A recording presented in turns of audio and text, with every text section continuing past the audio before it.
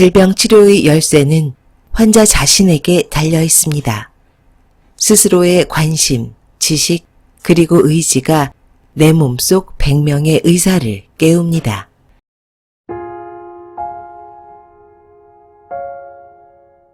건강한 지식을 함께하는 세이버스입니다. 오늘 소개드릴 책은 기능의학을 알면 건강이 보인다.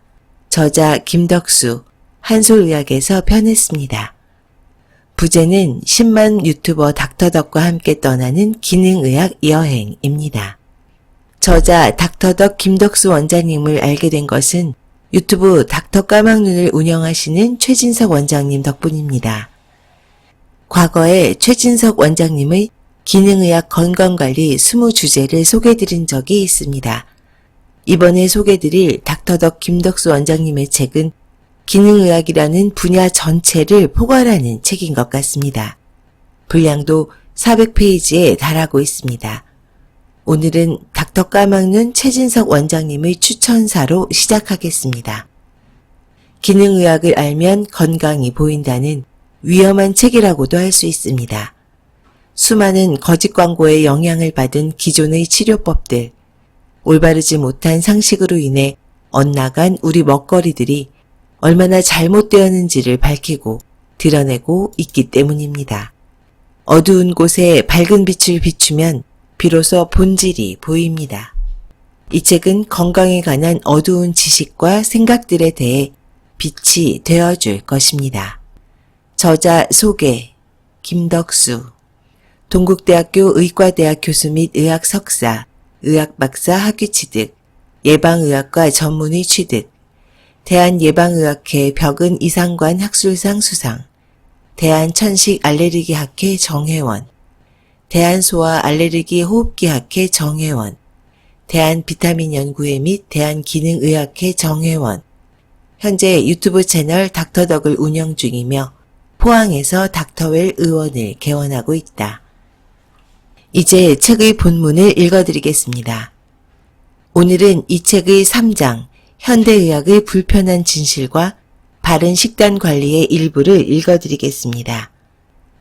과거 미국 의학의 발전 과정에서 큰 기여를 한 기업이 있다면 카네기 재단과 록펠러 재단입니다. 그들은 각 주별로 의대 신설을 도왔습니다. 무료로 의대를 세워주고 의사교육의 시스템을 세우는 일에 큰 역할을 하였습니다. 그렇게 세워진 의대에서 어떤 교육이 진행되었을까요?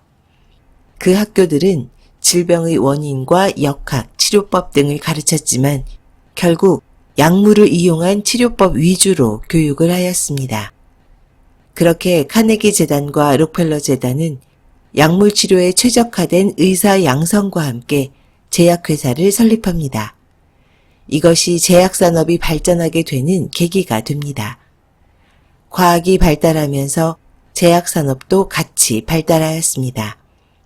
그래서 좋아진 점도 있지만 그렇지 않은 점도 많습니다. 수익을 창출하기 위하여 일반인들은 알지 못하는 많은 일들이 벌어집니다. 산업은 이윤을 남겨야만 하기에 제약산업도 역시 수익이 남는 장사를 할 수밖에 없습니다. 투자에 비해 수익이 남아야 하고 수익이 꾸준히 나는 환경을 만들면 더 좋습니다. 대부분의 약들은 자연에 존재하는 성분을 연구하는 데서 시작합니다. 자연에서 좋은 성분을 찾아서 그 성분이 우리의 몸속에 일으키는 여러 가지 기능들을 연구한 후 환자들의 문제를 해결하는 데 도움이 되는 성분을 추출해서 농축하는 작업을 합니다. 하지만 천연 자원 성분 치료제는 돈이 되지 않기 때문에 어쩔 수 없이 여기에 변형을 가합니다. 천연 자연 성분에는 특허권이 없는데 그것은 독점권이 없다는 뜻이고 돈이 되지 않는다는 의미입니다. 그래서 제약사는 염기서열의 변형이나 분자구조의 변화를 통해서 자연에 존재하지 않는 물질을 만들어내고 그것에 이름을 붙여 특허를 따냅니다. 그러면 누구도 허락 없이 그 성분을 사용할 수 없습니다. 그렇게 특허받은 약물을 통해 10년 정도 돈을 벌고 나면 특허가 풀리고 많은 제약사들이 복제 약물을 만들어냅니다. 그렇게 쏟아져 나오는 동일 성분의 약만 수십 종에 이릅니다. 돈이 될 만한 약일수록 더 많은 제약사들이 복제약을 만들어냅니다. 그런 구조 속에 또 다른 암투가 벌어집니다. 천연 자연 성분을 이용한 치료법은 마치 잘못되고 이상한 치료인 양 치부하도록 조장하는 것입니다.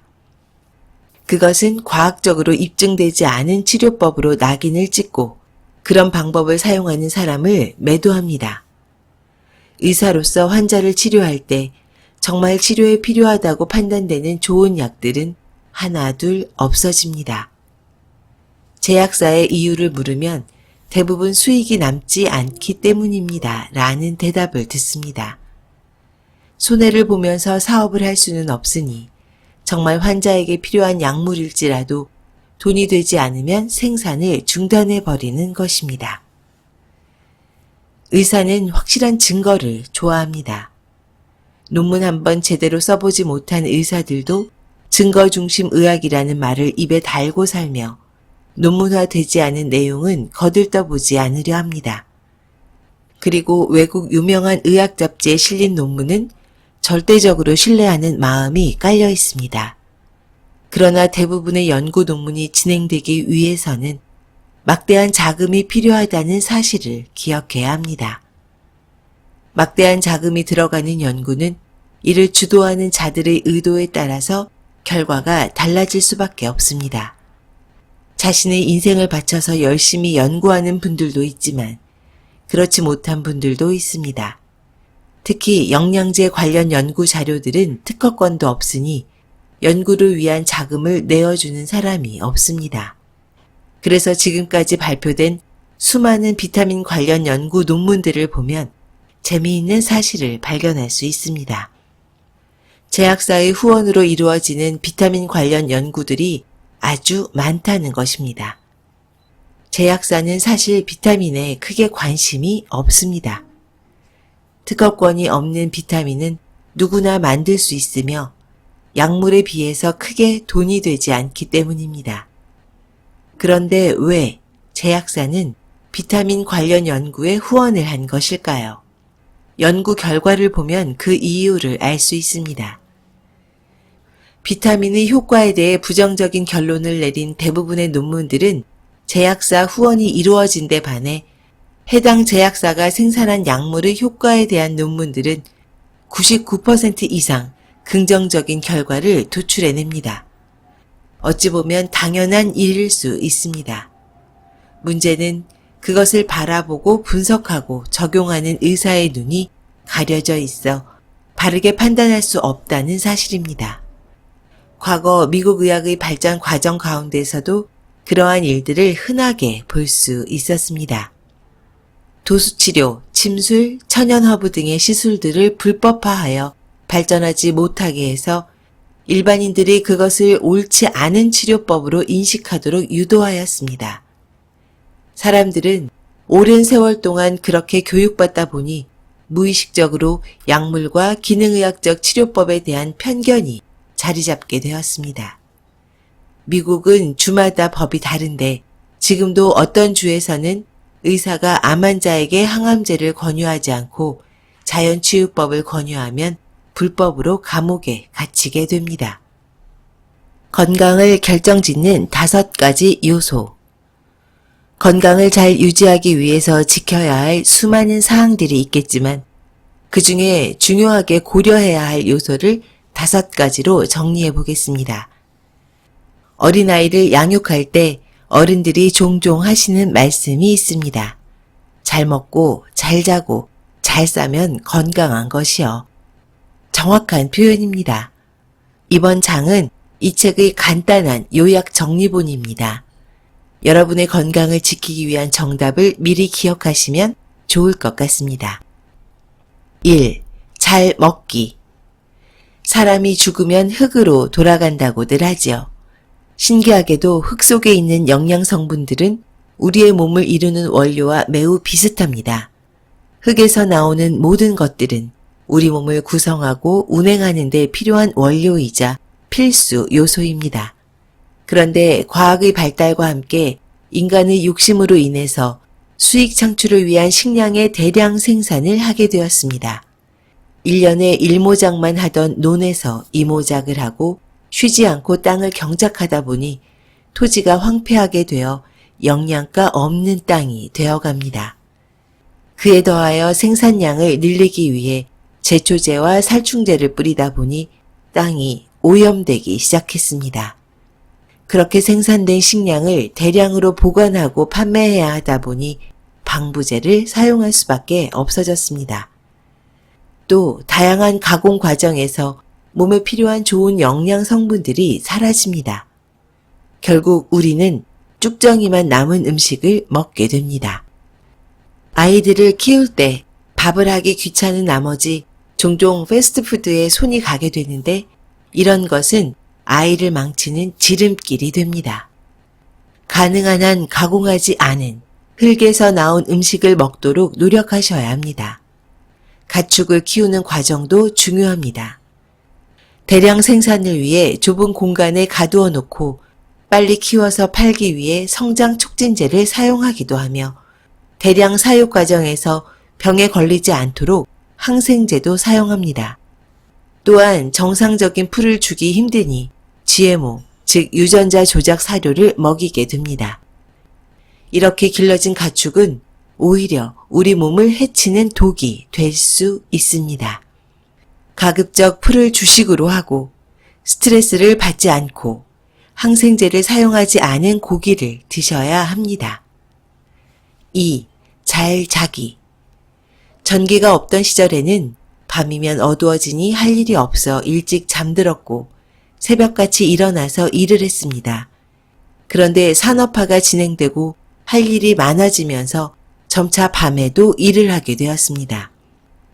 또한 휴대폰 및 TV를 통한 블루라이트의 습격으로 우리의 수면은 점점 더 위협을 받고 있습니다. 수면이 불규칙해지면 우리의 건강도 위협을 받습니다. 수면을 하는 동안 우리의 몸 안에서는 중요한 일들이 일어납니다. 낮 시간 동안 받은 모든 스트레스와 모든 유해물질들이 자는 동안 해독되는 과정을 거치게 됩니다. 이처럼 잠을 자는 시간은 해독을 위한 시간이기에 잠은 낭비가 아니라 투자입니다. 자는 동안 뇌에서는 낮 동안 배우고 공부했던 지식의 재배치가 일어납니다. 또 멜라토닌을 만들어 수면을 돕는데 이는 뇌 속 활성산소를 제거하는 항산화제 역할을 합니다. 그런데 밤늦게 무언가를 먹거나 자는 시간이 불규칙하면 저녁과 밤에 해독할 시간을 놓치게 됩니다. 또한 해독을 위해 미네랄, 아미노산, 비타민 등을 가능한 잘 섭취해야 합니다. 우리가 매일 배출하는 대변을 모아서 수분을 제거하고 남은 찌꺼기를 분석하면 무엇이 나올까요? 우리가 먹은 음식을 통해서 대변이 만들어졌으니 대변은 음식물 찌꺼기라고 생각하기 쉽습니다. 그러나 우리가 보는 대변의 60%는 세균입니다. 나머지 20-30%는 장관 내벽에서 탈락한 세포이고 나머지 소량 남은 것이 분해되고 남은 음식물 찌꺼기입니다. 즉 대변은 대장균 덩어리라고 보시면 됩니다. 대장 내에는 세균이 가득한 것이죠. 세균을 오랫동안 몸속에 갖고 있는 것은 좋은 일이 아닙니다. 그뿐 아니라 우리 몸속의 노폐물과 환경 오염 물질도 대변을 통해서 배설되는데 이것들이 대장에서 오랫동안 머물러 있으면 안타깝게도 다시 흡수되는 불상사가 일어납니다. 건강하기 위해서는 매일매일 배변하는 습관을 갖는 게 중요합니다. 정해진 시간에 규칙적으로 배변을 하기 위해 노력하십시오. 식사 후가 배변 활동이 가장 원활한 때입니다. 하루 중 본인의 라이프 스타일에 가장 맞는 좋은 시간을 찾아서 습관적으로 배변하는 것이 가장 좋습니다. 4. 잘 살기. 살면서 스트레스를 받지 않을 수 없습니다. 저도 의사로서 환자를 보다 보면 처방대로 말을 잘 듣는 환자들도 있지만 하고 싶은 대로 하기에 치료 효과가 없는 환자들을 보며 스트레스를 받기도 합니다. 그렇게 스트레스가 쌓이면 몸의 면역 시스템과 호르몬 균형이 깨지게 되어 있습니다. 스트레스는 교감신경을 항진시켜서 몸의 균형을 맞추려 하는데 그렇게 지속적으로 교감신경이 항진된 상태를 유지하다 보면 자율신경의 불균형이 발생하게 됩니다. 이 자율신경은 몸속에서 일어나는 모든 일에 관여합니다. 심장을 뛰게 하고 호르몬 분비, 체온 조절 등 관여하지 않는 곳이 없습니다. 그래서 스트레스가 만병의 근원이라는 말이 나오는 것입니다. 스트레스를 풀 수 있는 자신만의 방법을 찾으셔야 합니다. 저는 개인적으로 낚시를 좋아합니다. 낚시를 통해서 정신적 힐링도 하고 잡아온 깨끗한 해산물로 육체적 건강도 챙깁니다. 운동이든 사우나든 등산이든 간에 일주일에 한 번은 스트레스를 풀어줄 시간을 가지시길 바랍니다. 5. 면역 높이기. 창조주가 허락한 몸속 100명의 의사가 인체의 문제를 찾아서 미리미리 수리하고 치료합니다. 다시 사용하거나 재생하는 작용을 통해서 질병이 예방될 수 있습니다. 인체의 여러 활동 중 면역 기능은 건강을 유지하는 데 매우 중요한 역할을 합니다. 몸속 면역 관리를 하는 의사가 잘 작동하게 하기 위해서는 적절한 운동과 간헐적 단식, 비타민 보조제가 필요합니다. 기능학자인 제가 추천드리는 가장 기본적인 비타민은 다음과 같습니다. 비타민C 6000mg 이상, 비타민 D 2000에서 5000 IU 이상을 꾸준히 복용하는 것입니다. 그 외에 미네랄 섭취를 추천드립니다. 아연, 셀레늄, 요오드가 부족할 경우에도 면역이 떨어질 수 있습니다. 미네랄은 검사를 통해 정확한 상태를 확인하신 후 드시기를 권유합니다. 지금까지 김덕수 원장의 기능의학을 알면 건강이 보인다를 읽어드렸습니다. 어떠셨나요? 이 책은 기능의학적 측면에서 광범위한 내용을 통합하고 있습니다. 오늘은 쉬운 부분만 읽어드렸는데요. 저는 요즘 영양 보충제에 관심이 많아졌습니다. 기능의학적 치료와 처방에 대한 내용이 많아서 도움이 될 것 같습니다. 또한 이 책은 편집과 디자인에 상당히 정성을 들였습니다. 친절하게도 각 본문마다 QR코드를 삽입해서 관련 자료의 출처와 영상을 볼 수 있습니다. 저자와 편집자의 세심한 배려가 돋보이는 책입니다. 특히 인상적이었던 부분은 체온 관리의 방법으로 저자는 냉수 마찰, 족욕, 반신욕, 모관 및 붕어 운동, 사우나 등을 권유하고 있습니다. 이러한 처치는 한의학과 민간의학에서 권유하는 치료 방법입니다. 저자의 폭넓은 지식과 오픈마인드를 느낄 수 있었습니다. 저자는 닥터과 막눈 최진서 원장님, 내과의사 사이먼 오기창 원장님과도 뜻을 함께 공유하고 계신 것 같습니다. 직업적 소명을 갖고 있는 사람은 어둠 속에서도 빛납니다. 오늘은 저자 서문 중 일부로 마무리하겠습니다. 20년이 넘는 세월 동안 환자를 진료하며 나는 어떻게 환자들을 사랑했는가 다시금 돌아보는 시간을 갖습니다. 부끄럽지만 환자를 사랑하는 것을 감정의 문제로 받아들였던 때가 적지 않음을 고백합니다. 저런 환자는 정말 사랑할 수 없어 라고 마음속으로 외쳤던 적도 있었습니다. 이 책을 계기로 저에게 주어진 시간 동안 환자에 대한 책임과 주어진 사명을 완주하는 의사가 되어야겠다고 다시 한번 다짐해 봅니다. 지금까지 건강한 지식을 함께하는 세이버스였습니다. 여러분의 건강한 삶을 응원합니다. 감사합니다.